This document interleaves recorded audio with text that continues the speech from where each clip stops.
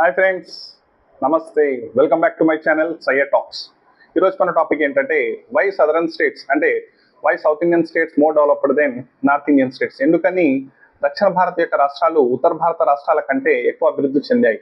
వాటికి గల కారణాలు ఏంటి? ఎందుకని ఉత్తర భారత రాష్ట్రాలు అభివృద్ధి చెందలేకపోవడము, వాటికి గల కారణాలు ఏంటి? దాంతోపాటు కంప్లీట్ డీటెయిల్స్, బేసిక్ నాలెడ్జ్ అనేది ఇవ్వడానికి మన ఈ వీడియోలో నేను ట్రై చేస్తాను.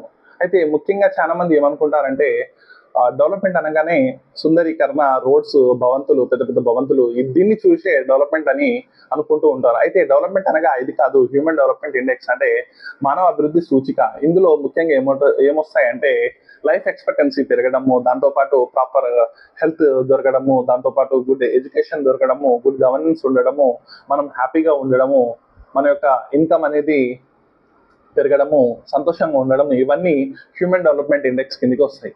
అయితే ఇది ఈ ఈ హ్యూమన్ డెవలప్మెంట్ ఇండెక్స్ లో దక్షిణ భారత రాష్ట్రాలు చాలా ముందంజలో ఉన్నాయి.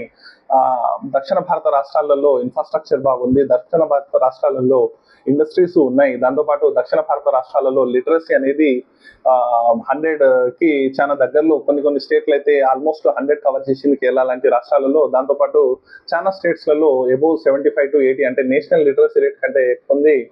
దాంతోపాటు పాపులేషన్ అనేది కంట్రోల్ ఉంది.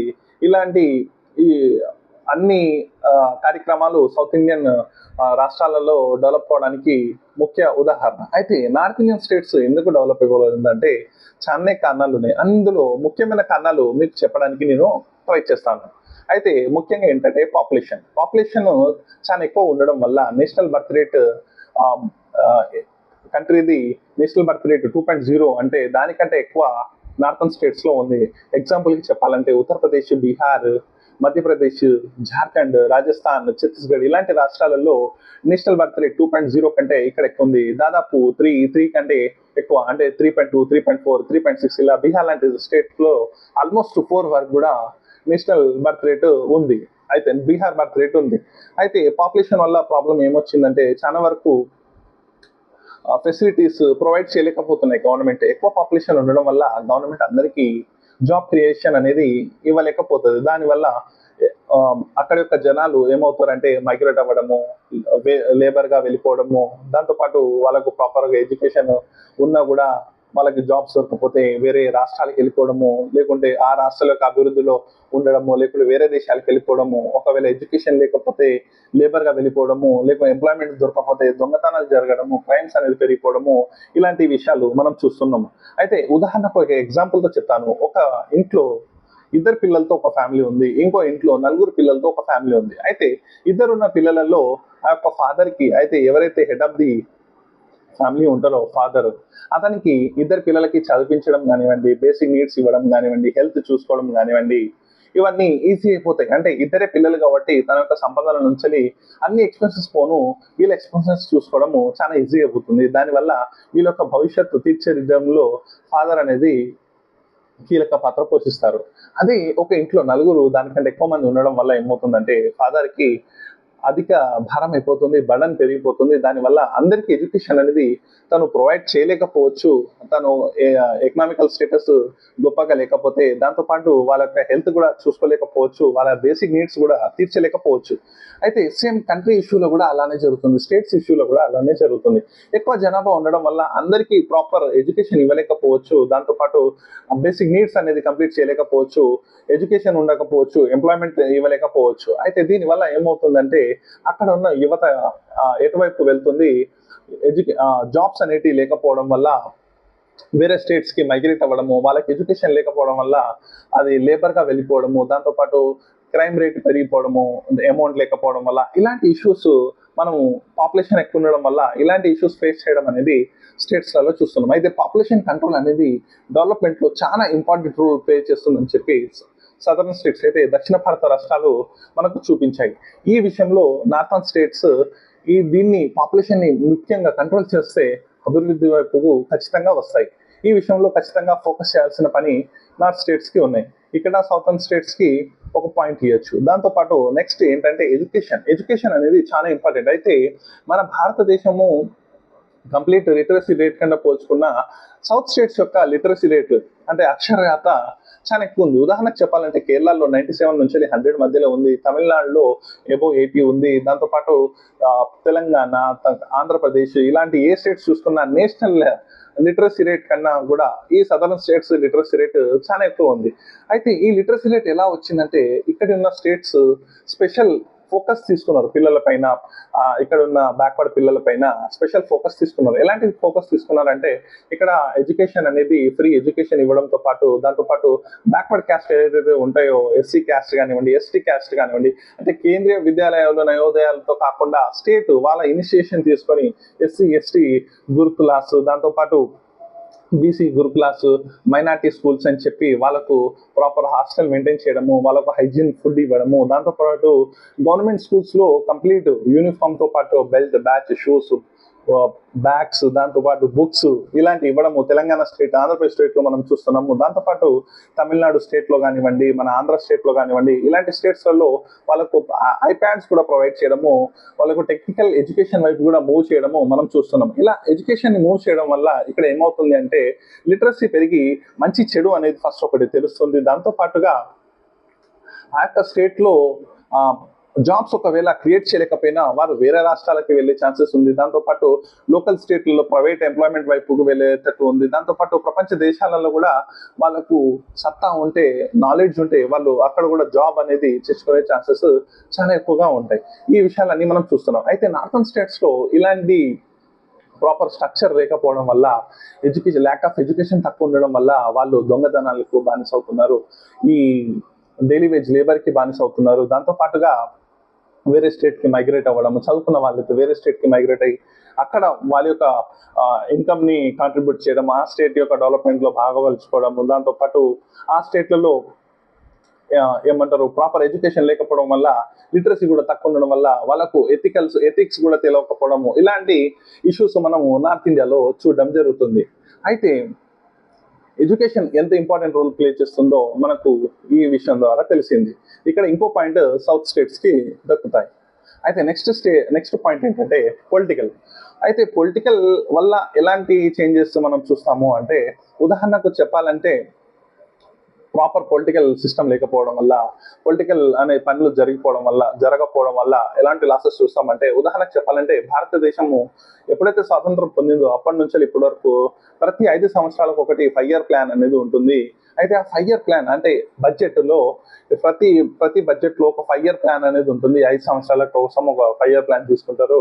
అయితే ప్రతి 5 year ప్లాన్ లో ఏదైతే బ్యాక్వర్డ్ స్టేట్స్ ఉన్నాయో, బీమారు స్టేట్స్, బీహార్ కానివ్వండి, ఉత్తరప్రదేశ్ కానివ్వండి, జార్ఖండ్ కానివ్వండి, మధ్యప్రదేశ్ కానివ్వండి, రాజస్థాన్ కానివ్వండి, ఛత్తీస్గఢ్ కానివ్వండి, ఇలాంటి స్టేట్స్ కి డెవలప్మెంట్ కోసము ఇక్కడ జనాభా ఎక్కువ, దాంతోపాటు ఇక అటవీ ప్రాంతం ఎక్కువ, ఇటు ఇండస్ట్రీస్ లేవు, ఎకనామిక్ సోర్స్ లేవు అని చెప్పి భారత గవర్నమెంట్ ఏం చేస్తాయంటే ప్రతి స్టేట్ నుంచి కాంట్రిబ్యూట్ అయిన డబ్బులు ఏదైతే ఉంటాయో అవి ఏం చేస్తాయి, కొన్ని స్టేట్స్ కి మళ్ళీ ఇవ్వడం జరుగుతుంది, అంటే డిస్ట్రిబ్యూట్ చేయడం జరుగుతుంది. ఉదాహరణకు తెలంగాణ నుంచి సెంట్రల్ గవర్నమెంట్ 100 రూపాయలు తీసుకుందంటే ఇన్ రిటర్న్ లో 40 రూపీస్, ఆంధ్రప్రదేశ్ కి 38 రూపీస్, తమిళనాడుకి 20 రూపీస్, ఇలా కర్ణాటకకు 10 రూపీస్, మహారాష్ట్రకు 7 రూపీస్, ఇలా రిటర్న్ లో ఇవ్వడం జరుగుతుంది. అదే నార్థన్ స్టేట్స్ లో మనం చూసుకుంటే బీహార్ కి ఒక 100 రూపాయలకి 1000 రూపాయలు ఇవ్వడం జరుగుతుంది, ఉత్తరప్రదేశ్ కి 100 రూపాయలకి 350 రూపాయలు ఇవ్వడం జరుగుతుంది, రాజస్థాన్ కి 100కి 150, మధ్యప్రదేశ్ కి 100కి 200, ఇలా నార్త్ ఈస్ట్ స్టేట్స్ కి కొన్ని స్టేట్స్ కి అయితే 100కు 1000 రూపాయలు, 2000 రూపాయలు, 3000 రూపాయలు, ఇలాంటి ఇంతవరకు అమౌంట్ అనేది ఇవ్వడం జరుగుతుంది.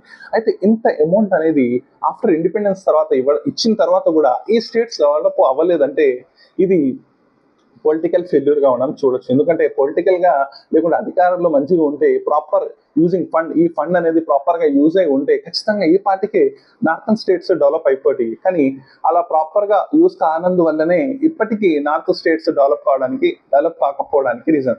దీనివల్ల సదరన్ స్టేట్స్ యొక్క ట్యాక్స్ పేయర్స్ యొక్క మనీ వేస్ట్ అవుతుంది, దాంతోపాటు నార్త్ కి డెవలప్మెంట్ జరగలేదు. ఇది పొలిటికల్ మిస్యూజ్ వల్ల ఇలాంటి సిచ్యువేషన్స్ తో నార్థన్ స్టేట్స్ డెవలప్ కాకపోవడానికి ఇది ఇంకొక ఉదాహరణ. దాంతోపాటు ఇన్ఫ్రాస్ట్రక్చర్ అనేది ప్రాపర్ గా ఉంటే కంపెనీస్ అనేది ఇంకా చాలా వస్తాయి. అంటే అమెరికాలో చాలా మందికి ఏమనుకుంటారంటే అమెరికా ఇంత అందంగా ఉంది కాబట్టి ఇన్ని కంపెనీస్ ఉన్నాయి కాబట్టి ఇన్ని రోడ్స్ ఉన్నాయని, కానీ కాదు. ఒక వ్యక్తి చెప్పారు, తన పేరు ఇప్పుడు నాకు గుర్తులేదు. అయితే అమెరికాలో ఇంత అందమైన రోడ్స్ ఉండడం వల్ల, ఇంత మంచి హైవేస్ ఉండడం వల్లనే, ఇంత మంచి ఇన్ఫ్రాస్ట్రక్చర్ ఉండడం వల్లనే, వాటర్ ఫెసిలిటీ కానివ్వండి, ఇన్ఫ్రాస్ట్రక్చర్ కానీ ఉండడం వల్లనే ఇన్ని కంపెనీస్ వచ్చాయి, అమెరికా ఎంత డెవలప్ అయిందని చెప్పారు. సో అదే విధంగా సౌత్ స్టేట్స్ కూడా చూసుకుంటే బెంగళూరు కానివ్వండి, హైదరాబాద్ కానివ్వండి, చెన్నై కానివ్వండి, ఇవన్నీ వెల్ కనెక్టెడ్ స్టేట్స్. రోడ్స్ ఉన్నాయి ప్రాపర్గా, అన్ని వైపులా ట్రాన్స్పోర్టేషన్ ఉంది, దాంతోపాటు ఇన్ఫ్రాస్ట్రక్చర్ బాగుంది. ఆ యొక్క స్టేట్లలో ఇన్ఫ్రాస్ట్రక్చర్ మంచిగా ఉండడం వల్ల ఇక్కడ అభివృద్ధి చెందడానికి ఇంకో కారణం. ఉత్తర భారతదేశంలో కొన్ని స్టేట్స్ ఇన్ఫ్రాస్ట్రక్చర్ బాగున్నా అభివృద్ధి కాకపోవడానికి మెయిన్ రీజన్ ఏంటంటే జోగ్రాఫికల్ అడ్వాంటేజ్ కొన్ని స్టేట్స్కి దక్కింది. అయితే భౌగోళిక అడ్వాంటేజ్ కొన్ని స్టేట్స్ కి దక్కింది. ఎలాంటి అభివృద్ధి అడ్వాంటేజ్ దొరికిందంటే, ఉదాహరణకు చెప్పాలంటే దక్షిణ భారతదేశంలో ముఖ్యంగా ఒక డెవలప్మెంట్ జరగడానికి ఇంకో మెయిన్ రీజన్ ఏంటంటే, దక్షిణ భారతదేశం దాదాపు అన్ని స్టేట్స్, ఒక తెలంగాణ మినహించి అన్ని స్టేట్స్ కోస్టల్ లైన్ కి కనెక్ట్ అయి ఉన్నాయి. అంటే సీ ఏరియా కలిగి ఉన్నాయి, సీ పోర్ట్స్ కలిగి ఉన్నాయి. అయితే సీ పోర్ట్ కలిగి ఉండడం వల్ల లాభం ఏంటి అని అంటే, దేశంలో జరిగే ఇంపోర్ట్స్ కానివ్వండి, ఎక్స్పోర్ట్స్ కానివ్వండి, ప్రపంచ దేశాలకు బయటి దేశాలకు వెళ్ళాలంటే చీపెస్ట్ వే ఏదంటే సీ పోర్ట్ త్రూనే వెళ్తాయి. అయితే సౌత్ ఇండియాలో చూసుకుంటే పెద్ద పెద్ద సీ పోర్ట్స్ విశాఖపట్నం కానివ్వండి, చెన్నై కానివ్వండి, కొచ్చి కానివ్వండి, మ్యాంగ్లూర్ కానివ్వండి, దాంతోపాటు మనకి ఇక్కడ ఆంధ్రాలో చిన్న చిన్న పోర్ట్స్ కానివ్వండి, కాకినాడ పోర్ట్ కానివ్వండి, ఇలాంటి పోర్ట్స్, బందర్ పోర్ట్ కానివ్వండి, దాంతోపాటు అటు వెస్టర్న్ ఇండియాలో చూసుకున్న ఈ ప్లేసెస్ కూడా డెవలప్ అయినేసి కోస్టల్ లైన్ ఉండడం వల్లనే ముంబై కానివ్వండి, సూరత్ కానివ్వండి, ఈ ప్లేసెస్ డెవలప్ అవడానికి మెయిన్ రీజన్ ఏంటంటే కనెక్టెడ్ విత్ కోస్టల్ లైన్, అంటే సీ పోర్ట్స్ తో కనెక్ట్ అవ్వడం వల్ల భారతదేశం యొక్క ఏదైనా ఏ వస్తువైనా ఇంపోర్ట్ అయినా ఎక్స్పోర్ట్ అయినా ఈ ప్లేసెస్ నుంచే జరిగేది. అయితే స్వాతంత్రం వచ్చిన తర్వాత చాలా ఇండస్ట్రీస్ నార్థన్ స్టేట్స్ లో కూడా ఉండేవి. అయితే అవి ట్రాన్స్పోర్ట్ అవ్వాలంటే దక్షిణ భారతదేశానికి వచ్చి అక్కడి నుంచే ట్రాన్స్పోర్ట్ జరగాలి, అంటే ఎటువైపు వెళ్ళాలన్నా కూడా. అయితే దీనివల్ల ఇండస్ట్రీస్ కి ఎక్స్పెన్సెస్ అనేది చాలా ఎక్కువైపోయాయి. అప్పుడు వాళ్ళు ఏం చేశాయంటే, ఇంత ఎక్స్పెన్సెస్ భరించడం కంటే సౌత్ స్టేట్స్ లోనే వాళ్ళ యొక్క ఇండస్ట్రీస్ పెట్టడం వల్ల ట్రాన్స్పోర్టేషన్ కాస్ట్ అనేది తగ్గిపోతుందని చెప్పి చాలా కంపెనీస్ ఇక్కడికి మైగ్రేట్ అవ్వడం జరిగింది.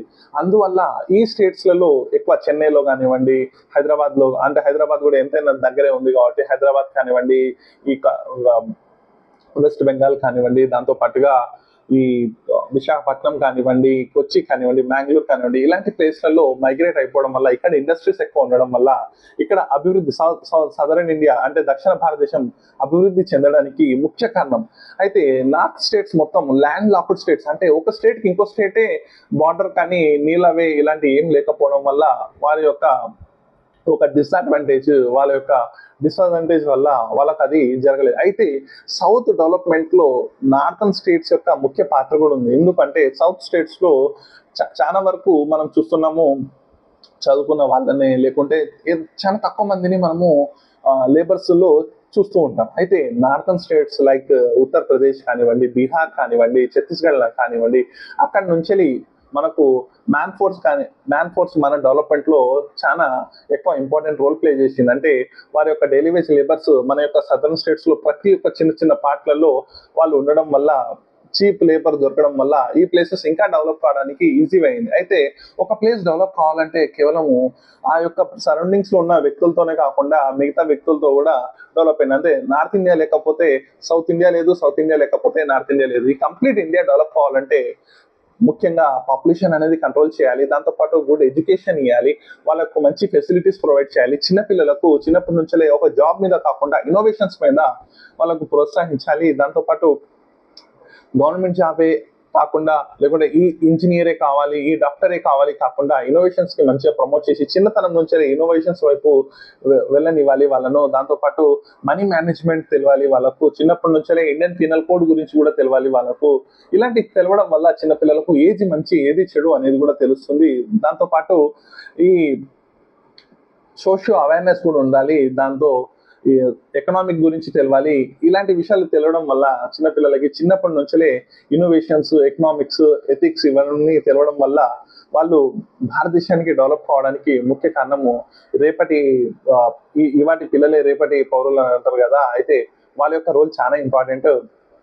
దాంతో మన కంట్రీ అనేది డెవలప్ అవుతుంది. చైనాని బీట్ చేయాలన్నా, కంపీట్ చేయాలన్నా, జపాన్ని కంపీట్ చేయాలన్నా, యూఎస్ఏని కంపీట్ చేయాలన్నా మనం ఇలాంటి వైపు అడుగులు వేయాలి. ముఖ్యంగా ఏంటంటే కరప్షన్ తగ్గిపోవాలి. కరప్షన్ తగ్గిపోతే ఈ డెవలప్ అవడానికి చాలా ఈజీగా ఉంటుంది. ఇలాంటి ఇష్యూస్ అన్ని తొందరగా భారతదేశంలో తగ్గిపోయి ఇలాంటి అంటే అభివృద్ధి పనులు జరగాలని చెప్పి కోరుకుందాం. దాంతోపాటు అన్ని స్టేట్స్‌కి న్యాయం జరిగేలా ఉండాలి. అంటే ఇన్ని సంవత్సరాల నుంచెల్లి ఈ యొక్క సదరన్ స్టేట్స్ టాక్స్ పేర్సే ఎక్కువ పే చేస్తున్నారు కదా, వాళ్ళకు కూడా రేపు ఒక భావన వస్తుంది కదా, మనం ప్రతిసారి ట్యాక్స్ పేయింగ్ చేస్తున్నాము కానీ ఆ స్టేట్స్ డెవలప్ అవుతలేవు, ఇంకెన్ని సంవత్సరాలు మనం పే చేయాలని చెప్పి వ్యతిరేకత భావాలు రావద్దు. అక్కడ ఈ స్టేట్ గవర్నమెంట్స్ కూడా, సెంట్రల్ గవర్నమెంట్స్ కూడా మంచిగా పనిచేసి అక్కడ డెవలప్మెంట్ పనులు తీసుకురావాలి. ఉదాహరణకు ఇప్పటికీ అక్కడ కూడా స్టార్ట్ అయిపోయింది ఐటీ కారిడార్, నోయిడా కానివ్వండి, గుర్గాం కానివ్వండి, గిఫ్ట్ సిటీ కానివ్వండి, ఇలాంటి అభివృద్ధి పనులు జరుగుతున్నాయి. ఇంకా జరగాలని చెప్పి కోరుకుందాం. ఎందుకంటే అన్ని ప్రదేశాలు డెవలప్ అయితేనే మన భారతదేశం డెవలప్ చెందుతుంది. సో ఈ విషయాలన్నీ మీకు క్లియర్గా అర్థమయ్యే విధంగా నేను చెప్పానని చెప్పి నేను అనుకుంటున్నాను. ప్లీజ్ టాపిక్ నచ్చితే లైక్, షేర్, కామెంట్ చేయండి.